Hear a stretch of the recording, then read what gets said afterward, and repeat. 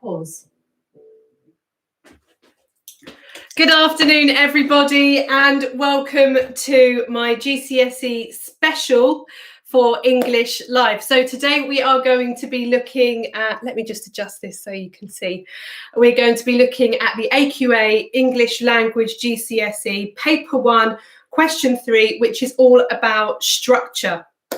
Okay, you should hopefully already have downloaded an extract that we're going to look at, and that's available on the English Live Resources Facebook group, and it's in the files section there, so you can download that. If you haven't got it, you can still follow along today as best as you can, and instead of doing the starter activity that I'll pop on the board in just a moment, you will be able to quickly go and find it on Facebook if you can, and then print it, or even if you just have it on a device in front of you. Okay, so the extract is from Blood on Snow by Joe Nesbo. Right, so things will work a little bit differently in this session than they do normally in my Key Stage 1, 2 and 3 lessons. Normally I give lots of fun little tasks to do, but this lesson there will be a fair bit more of me talking to you, and because you're a little bit older, I will expect you to be making notes and to be annotating your extract as we go through it, and just staying really focused on the work and not too much silly chit chat in the live chat. Okay, so right, starter activity. I'll put these on the board, explain it, and then I'll bring the board a bit closer. If you are new to my lessons, I film them in the front end of my lounge. I clip things onto a clipboard that's attached to a lamp, bring it up to the front so you can see it. I'm not as slick as Joe Wicks's PE lessons, but we get lots of work done and we have fun doing it. So here we have my starter activity for you. Is that going to work? Yes, it's going to work. So the starter activity is to look at this list of structural features, and I'd like you to rank them in order of how comfortable you are talking about them, identifying them, writing about them, analysing them. So have a think about which ones you know, which ones maybe you're not that familiar with just yet. Okay, so if you're quite confident talking about a shift in focus or a change in focus, you can put that at the top. And if you're not sure what juxtaposition is, or you find it tricky to identify, then that might go towards the bottom. Okay, I'm going to give you about a minute or so to do this. And if you're a quick finisher, you can even Google what some of them are if you're not entirely sure. Okay, play. Good luck. You can't wait on their affirmation. You can't wait on their approval. You can't wait on their support. Sometimes you just got to run and look behind you and say, everybody who wants to run, run. But I can't stop running because you're not going to do that. Listen to me, hear me. You can't stop chasing your dream just because somebody in your life is chasing with you. You can't stop believing in yourself just because somebody in your life will believe in you. You can't stop chasing the dreams of your life just because when you know when you do it, you're going to have to do it all by yourself.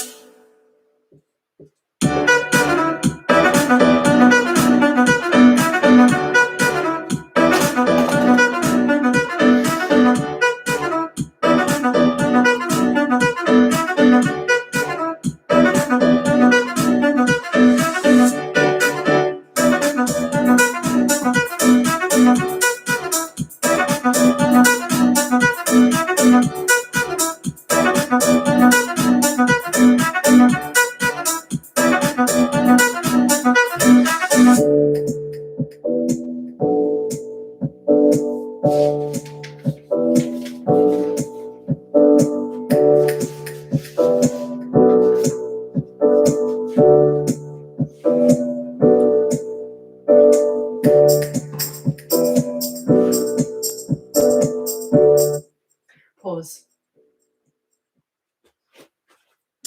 Okay, hopefully you've done a little bit of self-assessment there and you've had to think about these different structural features and how familiar you are with them, because you definitely need to get to grips with different types of structural features before you take your exam. So we are going to be looking at question 3 from an exam technique perspective.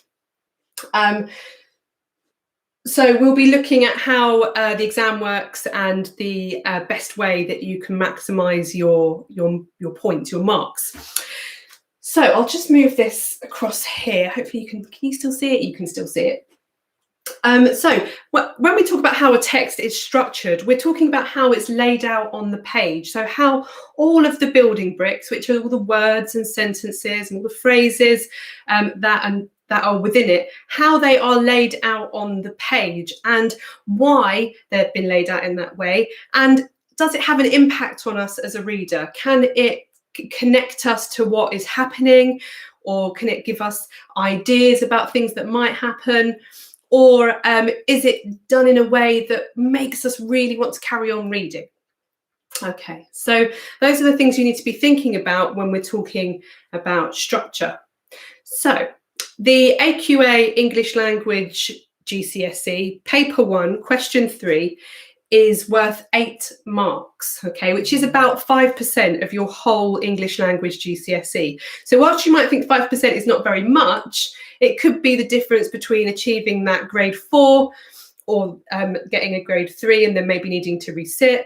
Or if you're aiming for those top grades, it might prevent you from getting that 9 that you've dreamt of. So 5% is quite a significant percentage of your grade. In the exam, I'd expect you to spend about 10 minutes on this question.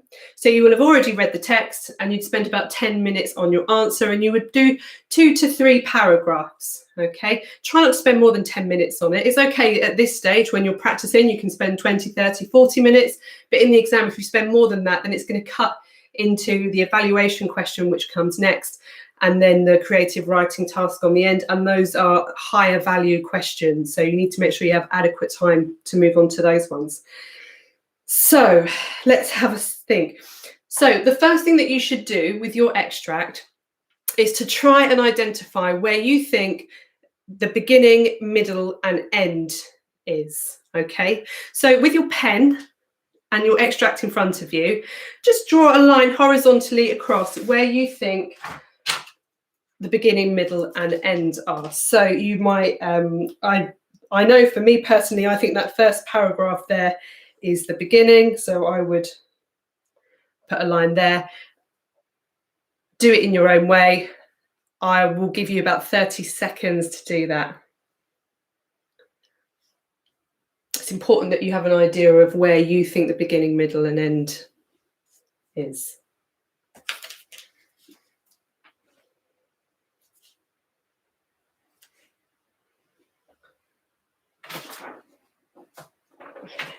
Okay, so once you've got your beginning, your middle and your end, you can start looking at the shape of the text. Okay, so the question that we're going to look at today, if you have done some practice papers before, or you're really into your GCSE, you've probably seen questions like this before. The structure question is very standard, so it will always look like this. Okay, it will say, consider the whole text. How has the writer structured this text to interest you as a reader? And it gives you 3 bullet points of things that you can talk about. Now, when I said before you can do 2 to 3 paragraphs, you can model the structure of your answer on these 3 paragraphs. So you might pick just the first 2 bullet points. And if you are aiming for those top grades, then you should be doing all 3 bullet points and doing a paragraph for each one. So with this in mind, we need to go back to our list of, let me pull it out from underneath, our list of structural features and see if we can identify any of these in the text. So I'm going to give you 2 minutes. Hopefully you've already read the extract. If you just go through it and annotate anything that jumps out at you, and in particular, do consider sequence, repetition and focus, because those are the ones that I'm going to talk about today, but anything else that jumps out to you is absolutely fine. Okay, good luck with that and off you go. Play.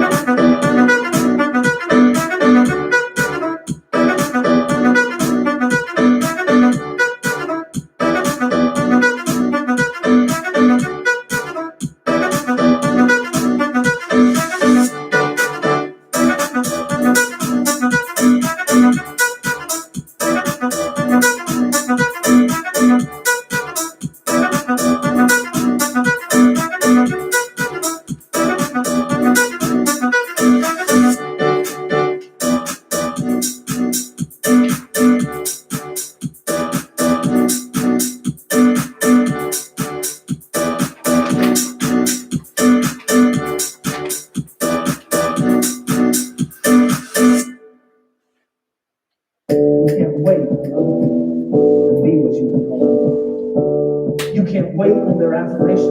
You can't wait on their approval. You can't wait on their support. Sometimes you just gotta run and look behind you and say, everybody who wants to run, but I can't stop running because you're not running.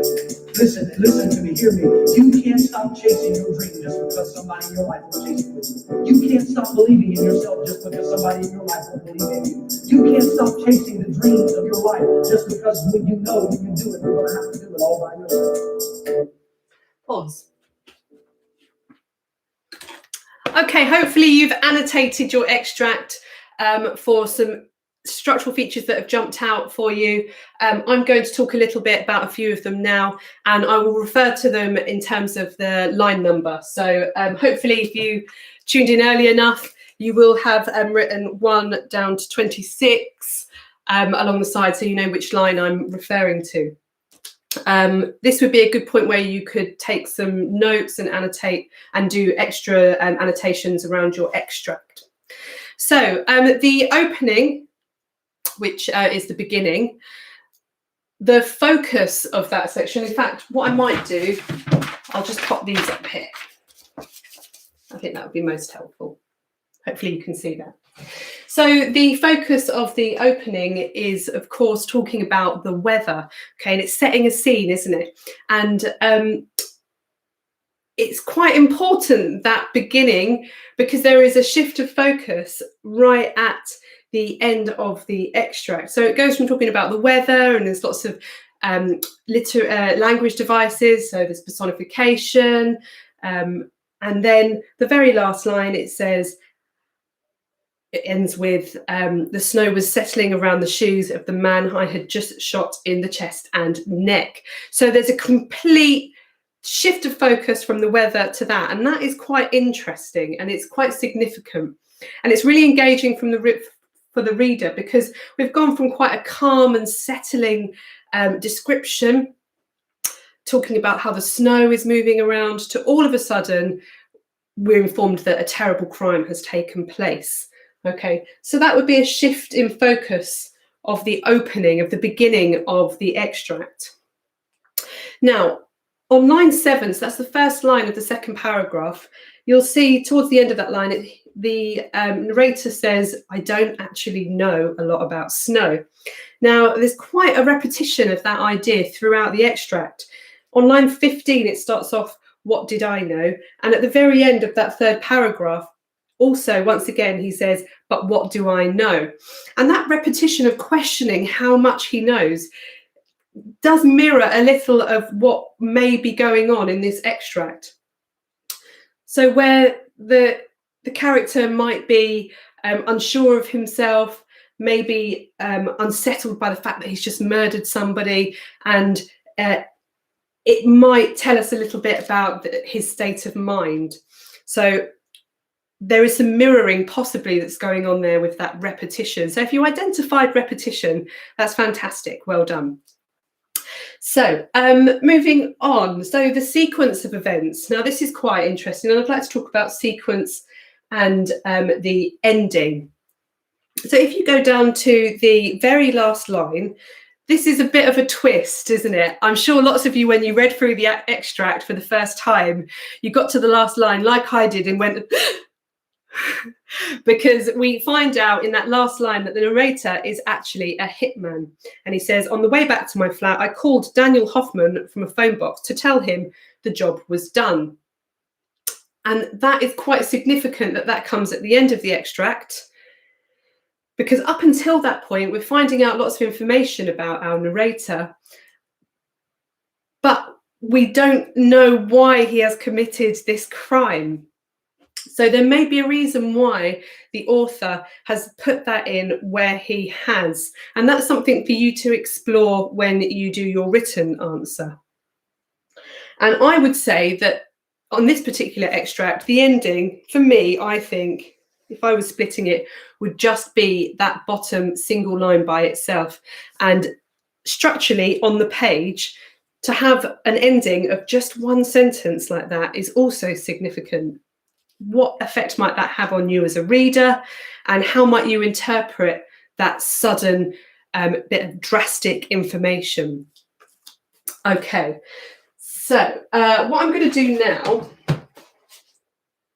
I'm going to explain to you how you would structure your answer, and I'm going to give you an idea of how many marks you would get for what sort of response.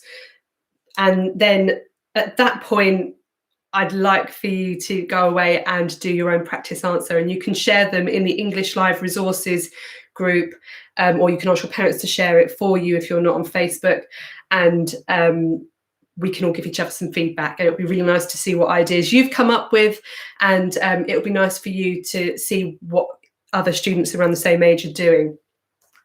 So when you're structuring your answer, like I said before, you'll do 2 to 3 paragraphs. At the very bottom of your extract, you'll see that I just gave you a little sample of how you can do that. If your teachers have taught you how to do it in a different way, that's fine. There are lots of different ways in which you can structure your paragraph. But this one I find works really well, and that's one I'm going to go with today. But I don't want to derail the way you've been taught to do things. So if you've been taught slightly differently, that's absolutely fine. So the first thing you would do is make your point. So I've got an example one that I'll do as I go through. So point, identify the structural features that are used.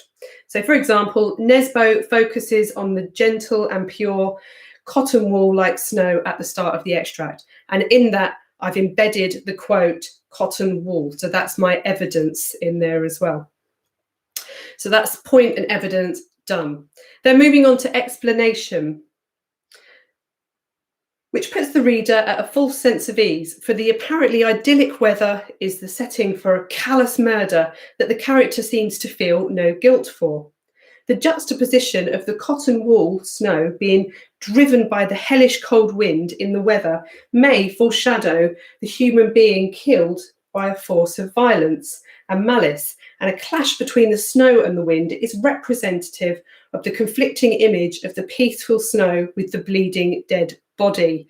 Okay, so that's your explanation element. Okay, this is quite a high level answer.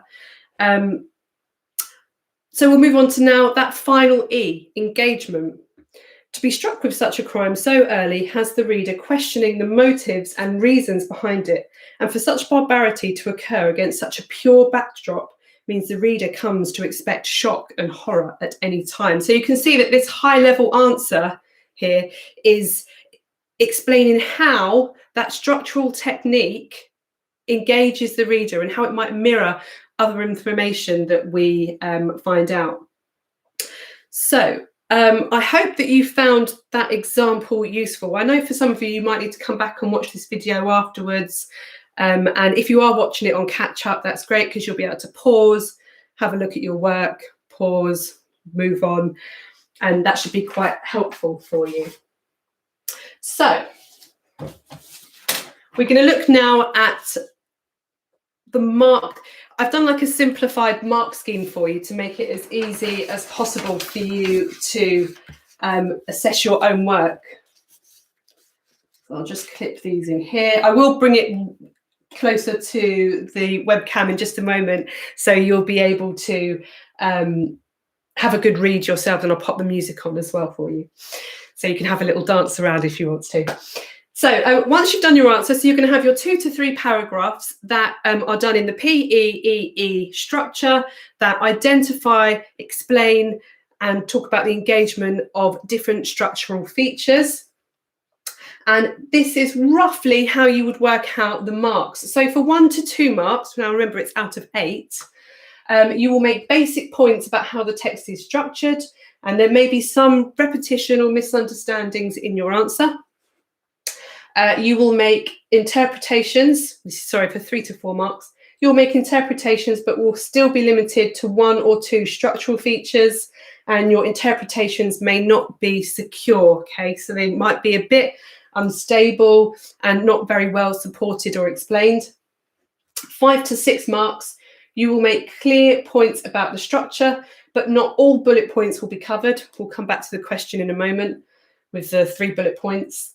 And you may give multiple or extended interpretations for some points. So there might be some areas of your answer where you're really giving lots of interesting analysis and explanation, but not necessarily your entire answer. And for 7 to 8 marks, which is really challenging to achieve, particularly if you're just starting out on your Key Stage 4 journey, you will pick up on a range of structural choices. You will avoid the most obvious points, and that is key for top answers. You're avoiding the obvious things that everybody is going to say. And you will notice how they mirror content, and you will have multiple and extended interpretations that will be original in places. Okay, so when you write your answer, you can come back to this video. I'm going to bring it close for a moment. You can pause it and think to yourself, how have I written my answer? How many marks do I think I would get for my answer? And what areas of my answer are not really strong enough to achieve the top marks at this stage? Okay, so I'm going to bring it closer just for a minute. Okay, and then we will go back to looking at the question itself. Alexa, play.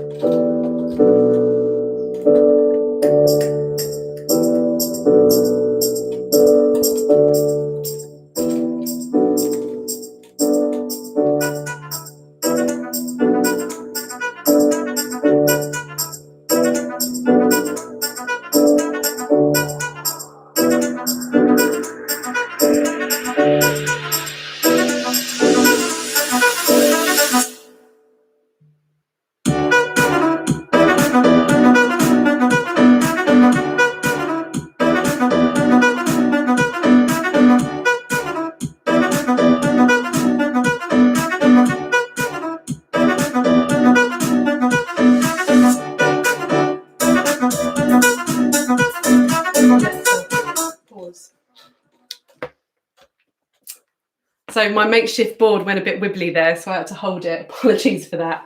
So hopefully if you're watching this on catch up, that gave you an opportunity just to pause the screen and have a good look at what we would expect to see at each mark range for this question. Now, so we're going to go back to the question. Okay. We're going to talk about this briefly once again, and then I'd like to just set you off to have a go at doing the answer yourself. So the question would be, and like I said, it's always this question for the structure question on the AQA English Language Paper 1, question 3. So it asks you to consider the whole text. How has the writer structured the text to interest you as a reader? And it suggests 3 things that you could talk about. So you can model your structure of your answer on these 3 bullet points.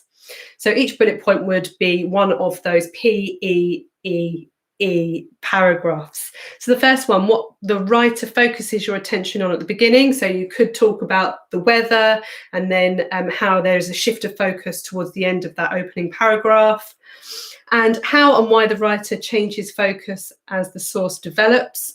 Why does it change? How does it change?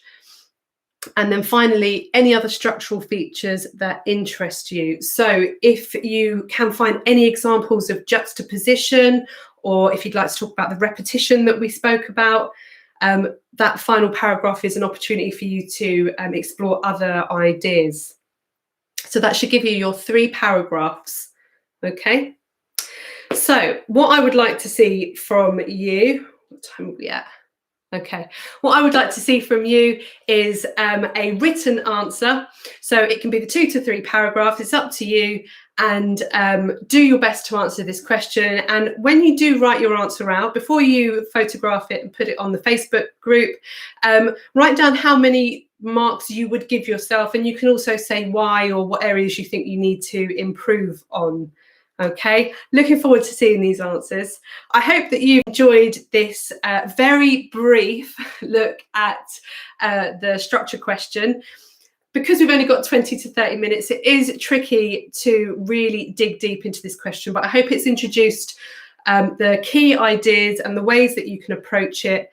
And I hope it gives you a little bit more confidence when you are looking at this question in the future. Okay, thanks for joining me today, and I hope to see you on Friday for my Key Stage 1 to Key Stage 4 Spellathon spelling test.